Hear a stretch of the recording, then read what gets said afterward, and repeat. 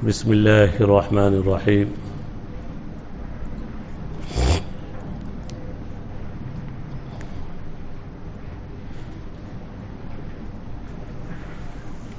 الحمد لله رب العالمين، والصلاة والسلام على سيد الأنبياء والمرسلين وعلى آله وأصحابه أجمعين.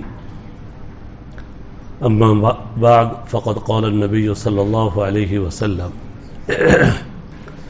ثلاثة أصوات يحبها الله: صوت الذي يقرأ القرآن، وصوت الديك، وصوت المستغفرين بالأسحار، أو كما قال عليه الصلاة والسلام. میرے محترم دینی بھائیوں، بزرگ اور دوستو،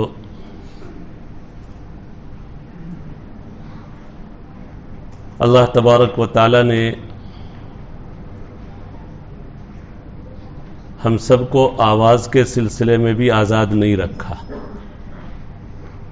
جو آواز ہم نکالتے ہیں اس کو بھی صحیح جگہوں پر خرچ کرنا، صحیح جگہوں پر آواز کا استعمال ہو. بلکہ ہر چیز کے متعلق اللہ تعالیٰ نے ادب سکھایا. چال کے متعلق لقمان علیہ السلام کی نصیحتوں کا تذکرہ قرآن کریم میں ہے. ایک پوری سورت ہی کا نام 21ویں پارے میں سورہ لقمان. سورہ لقمان پیغمبر نہیں تھے، حکیم اور دانا شخص ولی تھے.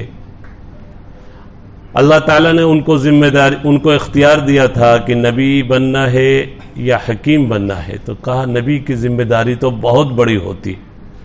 اللہ نے حکمت ان کو عطا کی تھی، سمجھداری، معاملے کا فہم، تدبر اللہ تعالیٰ نے ان کو نصیب فرمایا تھا. اسی لیے لقمان حکیم سے مشہور ہو گئے. ان کی چند نصیحتیں جو انہوں نے اپنے بیٹے سے کی، اور بیٹے سے کیا کرنا ہے، اصل نصیحت تو سب کے لیے خطاب بیٹے کو کیا تھا. چال کے متعلق نصیحت کی کہ دیکھو چلو تو چال میں میانہ روی ہو. جو ہم چلتے ہیں زمین پر، دوڑنا بھی منع ہے، اس سے اپنی جان کا خطرہ ہے، دوسرے کی جان کا، دوسرے کے حادثے کا خطرہ ہے. اور دوڑ کر چلنا یہودیوں کی عادت ہے. کس کی؟ دوڑ کر چلنا یہودیوں کی عادت ہے. اور بالکل آہستہ آہستہ بھی نہیں چلنا، جس کو ہم اردو میں بولتے مٹک مٹک کر چلنا. وہ یا تو بیماروں کی چال ہے، یا عورتوں کی چال ہے، یا متکبروں کی چال ہے. کس کی؟ اور تینوں غلط ہے. مرد عورت کی کیوں مشابہت اختیار کرے؟ لباس میں، آواز میں، چال ڈھال میں عورتوں کی مشابہت. اللہ کے نبی صلی اللہ علیہ وسلم نے لعنت بھیجی ان مردوں پر جو عورتوں کی مشابہت اختیار کرے. بعض آواز زبردستی عورتوں جیسی نکالتے تاکہ ہماری آواز سامنے والے کو اچھی لگے. عورتوں جیسی آواز نہیں، لباس نہیں. اب تو مرد چوٹی رکھنے لگے. کہیں مردوں کو دیکھا چوٹی رکھتے ہوئے، اور لڑکیاں تو جنس پہن ہی رہی ہیں. لڑکیاں جنس میں آ گئی، مرد چوٹی رکھنے لگے. ایک مرد کو دیکھا بڑی چوٹی، ایسا لگ رہا تھا کہ داڑھی کی چوٹی اوپر رخصت ہو گئی. داڑھی ندارد اور چوٹی بڑا رکھی. اصل تو داڑھی کا حکم ہے. تو مرد کے لیے حضرت لقمان نے جو نصیحت کی، وقصد فی مشیک، اپنی چال میں میانہ روی، یعنی دوڑو مت. اور بالکل دھیری دھیری چال بھی نہیں، جو متکبر کی چال ہے، بیمار کی چال ہے، عورت کی چال ہے. اللہ کے نبی صلی اللہ علیہ وسلم کی ایک حدیث ہے: نہا رسول اللہ صلی اللہ علیہ وسلم عن خبب الیہود وعن دبیب النصارى. یہ حدیث ہے، اللہ کے نبی صلی اللہ علیہ وسلم نے منع فرمایا یہودیوں کی طرح دوڑنے سے. یہود تیز چلتے ہیں، اور عیسائیوں کی طرح آہستہ آہستہ چلنے سے، مٹک مٹک کر چلنے سے. گویا یہودیوں کی چال تیز تھی، دوڑتے تھے. گویا ہم کو ہر جگہ دوڑنے سے منع کیا گیا، بازار میں، گلی میں، کوچے میں، نہ جانے کہاں ٹکرا جائے، کیا حادثہ پیش آ جائے. اور مسجد میں تو دوڑ کر آنا منع ہی ہے رکوع پانے کے لیے، رکعت پانے کے لیے. بعضوں کی عادت ہوتی بس کسی طرح رکعت ملنی چاہیے نا. اب آج تو ایسی جگہ سے دوڑنا شروع کر دو، وضو خانے ہی سے، بس چلے تو نیت بھی وہیں باندھ لے نا، اور وہیں سے جھک بھی جاتے ہیں. وہ نمازی میں شامل نہیں ہوتے ایسے لوگ جو جھک کر اللہ اکبر کہتے ہیں. تکبیر تحریمہ سیدھا کھڑے ہو کر کہنا فرض ہے. تکبیر تحریمہ جو اللہ اکبر ہے. نصارہ کی طرح مٹک مٹک کر چلنے سے بھی منع فرمایا، یہودیوں کی طرح تیز دوڑنے سے بھی منع فرمایا. دیکھو آواز میں بھی آواز نکالو تو اس میں بھی تیز آواز مت نکالو کہ سامنے والے کو اذیت ہو. ہر آدمی تیز آواز کو پسند نہیں کرتا. ہو سکتا ہماری آواز سے کسی کو تکلیف ہو، کوئی کمزور دل والا ہے، ہم زور کی آواز نکالا وہ ڈر جائے، سہم جائے، اس کا ہارٹ فیل ہو جائے. چیخنا چلانا آواز میں بھی میاں نہ روی. پھر قرآن نے کہا کہ دیکھو اگر زیادہ زور سے آواز نکالنا کمال کی بات ہوتی تو سب سے پسندیدہ آواز گدھے کی ہوتی ہے نا. حالانکہ سب سے ناپسندیدہ گدھا کیسی آواز نکالتا ہے کہیں بھی کھڑے ہو کر. سب سے ناپسندیدہ اللہ تعالیٰ کے نزدیک کس کی آواز؟ بلکہ جہنمیوں کی جو آواز ہوگی وہ بھی گدھے جیسی ہوگی. جہنمی جو چیخیں گے جہنم کے اندر، جہنمی جو لہم فیہا زفیر و شہیق، یہ زفیر اور شہیق قرآن نے جو دو آواز کو نقل کیا جہنمیوں کی، یہ گدھے کی آواز ہے. زفیر اور شہیق، اس کے شروع کی آواز اور اخیر کی آواز. تیز آواز زور سے چیخنا چلانا بھی پسند نہیں. ان انکر الاصوات لصوت الحمیر، سب سے ناپسندیدہ آواز اللہ تعالیٰ کے نزدیک گدھے کی آواز ہے. گدھا تو ہمارے عرف میں مشہور ہی ہے، گدھا ہی ہے وہ. ایک صاحب چلے جا رہے تھے، ڈرائیور گاڑی چلاتے چلاتے تو جو بھی ملے اے گدھے ہٹ، اے گدھے ہٹ. عادت زبان خراب ہوتی ہے، سب کو گدھا ہی بولتا. سامنے اتفاق سے گدھا ہی آ گیا. اب سوچا کہ انسان کو تو گدھے کر کر ہٹایا، اس کو کیا بولو؟ تو ادب سے بولتا آپ تو آپ ہی ہیں، آپ تو آپ ہی ہیں. بڑے ادب سے بولتا ہے. گدھے کے سامنے آواز پست ہو گئی اس کی. آپ تو، اور انسان پر جرأت کرتا رہا. گدھے کی دو بیوقوفی بہت مشہور ہے، وہ تو روڈ کے کنارے کہیں بھی کھڑا رہتا. گدھے کی ہمارے کتاب میں پڑھا تھا، قوت الاخیار ایک کتاب ہے، نور الانوار کی شرح ہے، اس میں لکھا گدھے کی دو بیوقوفی بہت مشہور ہے. ایک تو اپنے سائے کو دیکھ کر وہ تیز دوڑتا ہے، وہ سمجھتا ہے کہ کوئی مجھ سے آگے بڑھنے کی کوشش کر رہا ہے. اپنا سایہ جب دیکھے گا نا وہ تیز دوڑنا شروع کر دیتا ہے کہ شاید مجھ سے کوئی آگے بڑھنے کی کوشش کر رہا ہے. ایک بیوقوفی ہے. دوسری یہ کہ وہ گرمی کے موسم میں موٹا ہو جاتا ہے. غور کریں گے آپ، گرمی کے موسم میں اور برسات میں دبلا ہو جاتا ہے. یہ خصوصیت اس کی. گرمی میں دبلا اس لیے موٹا اس لیے ہوتا ہے، گرمی میں جنگل میں چارے نہیں رہتے. تھوڑا کھا کر پلٹ کر دیکھتا ہے کہیں اس کو گھاس نظر نہیں آتی ہے تو خوش ہو جاتا ہے کہ آج میں بہت کھایا، ساری گھاس میں چر گیا. احساس کا بھی بڑا دخل ہے صحت میں. ہاں، آدمی کم کھا کر کہ کچھ تو کھایا ہی نہیں، وہ آدمی اور سوکھتا چلا جاتا ہے. تھوڑا کھا کر اللہ کا شکر ادا کرے تو پھولتا چلا جاتا ہے. ماشاءاللہ وزن بڑھتا چلا جاتا ہے. شکر گزاری کا جذبہ. تو پیچھے مڑ کر دیکھتا کہیں گھاس نہیں نظر آتی، کہا بہت کھا لیا آج میں. اور برسات میں چرتا خوب ہے، وہ خوب کھاتا. پھر پلٹ کر دیکھتا ہر طرف گھاس ہی گھاس نظر آتی اس کو برسات میں. کہتا آج تو کچھ کھایا ہی نہیں، آج کچھ کھوایا ہی نہیں گیا ہے نا، آج کچھ کھایا ہی نہیں گیا. اس غم میں وہ دبلا ہو جاتا ہے. یہ گدھا بیوقوف، اس کی آواز بھی اللہ تعالیٰ کے نزدیک سب سے ناپسندیدہ. ان انکر الاصوات لصوت الحمیر. تو تیز آواز نہیں نکالنا. چال میں بھی ہم اللہ کے حکم کے پابند ہیں، آواز میں بھی اللہ کے حکم کے پابند ہیں. اس حدیث پاک میں اللہ کے نبی صلی اللہ علیہ وسلم نے امت کو تاکید کی ہے کہ آواز کی صلاحیت کو بھی صحیح جگہوں پر استعمال کرنا. اور پھر یہ فرمایا کہ دیکھو، یہ حدیث امام غزالی رحمۃ اللہ علیہ نے نقل کی ہے کہ 3 آواز اللہ تعالیٰ کو بہت پسند ہے۔ کتنی آواز؟ 3 آواز جو ہم اپنے منہ سے نکالتے ہیں، 3 آواز اللہ تعالیٰ کو بہت پسند ہے۔ ایک تو قرآن کریم پڑھنے والے کی آواز، بچہ پڑھے، جوان پڑھے، اللہ کا شکر ہے اپنی مسجد میں ایک اچھا ماحول بنا رہتا ہے، ظہر کے بعد خصوصاً عصر کے بعد تلاوت کا ایک ماحول بنا رہتا ہے۔ اللہ کرے سال بھر یہ معمول رہے، چونکہ قرآن کا یہ حق نہیں کہ صرف رمضان ہی میں پڑھا جائے، اس کا حق یہ ہے کہ ہمیشہ اس کی تلاوت ہو۔ قرآن رمضان میں ضرور اترا ہے، لیکن یہ مطلب نہیں کہ قرآن صرف رمضان ہی میں پڑھا جائے۔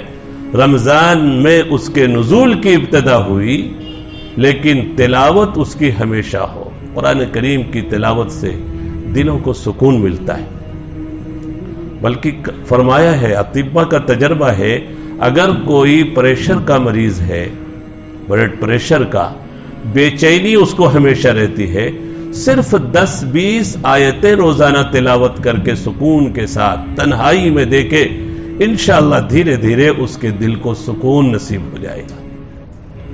دلوں کے زنگ کو وہ دور کرتا ہے، تلاوت سے دل کے زنگ دور ہوتے ہیں۔ دل آج ہمارے سخت ہو چکے ہیں، لیکن توجہ کے ساتھ آدمی روزانہ تھوڑا بھی تلاوت کرے تو دل سے زنگ اللہ تعالیٰ دور فرما دیتے ہیں، پھر اچھی بات دل میں اثر کرتی ہے، نماز کا شوق پیدا ہوتا ہے، دوسری نیکیوں کا شوق پیدا ہوتا ہے۔ قرآن کی آواز اللہ تعالیٰ کو بہت پسند ہے، صوت الذی یقرأ القرآن۔ دوسری آواز جو اللہ کو پسند ہے، مرغے کی آواز۔ کون سے؟ مرغا جو صبح میں بانگ دیتا ہے۔ پرانے لوگ سمجھ جاتے تھے اس کی آواز سن کر ہی کہ صبح صادق ہو گئی، فجر کا وقت شروع ہو گیا۔ پہلے تو اذان کی آواز کم پہنچتی تھی لوگوں کے کانوں میں، مائک کا استعمال نہیں ہوتا تھا پہلے تو، لیکن مرغ کی آواز ہر گھر سے آتی تھی اور اس سے سمجھ جاتے تھے کہ صبح صادق ہو گئی اور فجر کا وقت شروع ہو گیا۔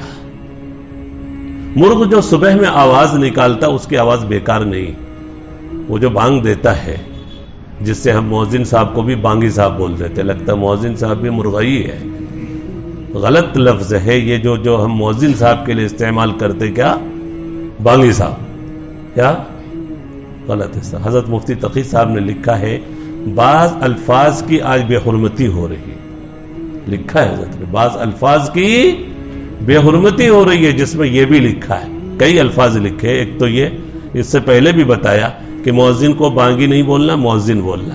کون کون طے کرتا ہے کہ بولیں گے؟ ارے بھائی انشاءاللہ، ہاتھ تو ایک بھی نہیں اٹھا، انشاءاللہ سب مؤذن صاحب بولیں گے، بانگی صاحب نہیں۔ دوسرا یہ کہ الفاظ کا جو نائی کو اور حجام کو خلیفہ صاحب، بالکل غلط استعمال ہے۔ لفظ خلیفہ بہت اونچا لفظ ہے، بہت ہی اونچا لفظ ہے، یہ بہت اونچا لفظ ہے۔ خلیفہ حضرت ابوبکر تھے، عمر تھے، حضرت عثمان تھے، علی تھے، یہ سب خلیفہ، عمر بن عبدالعزیز تھے، یہ خلافت تھی۔ یہ پتہ نہیں یہ خلافت کہاں سے آ گئی کہ وہ خلیفہ صاحب ہو گئے۔ یہ لفظ کا استعمال یہ بھی نہیں، انشاءاللہ نہیں استعمال کریں گے، نہیں بولیں گے خلیفہ صاحب، چاہے وہ بال بنانے والے ہوں یا خطرہ کرنے والے ہوں، کسی بھی حجام کے لیے خلیفہ کا استعمال انشاءاللہ نہیں کریں گے۔ ہاتھ تو اٹھا دو بھائی، دفعہ تب یقین آ جائے گا کہ نہیں انشاءاللہ نہیں کریں گے انشاءاللہ۔ اور تیسرا، گوشت بنانے والوں کو قریشی نہیں بولیں گے۔ کیا؟ قریش اللہ کے نبی صلی اللہ علیہ وسلم کا خاندان ہے، لإلاف قریش۔ اب کوئی قریشی ہو کا ہمارے نام کے ساتھ یہ ہو رہا، بھائی تکلیف نہ ہو، بہت موجود ہوں گے، لیکن یہ لفظ کا صحیح استعمال،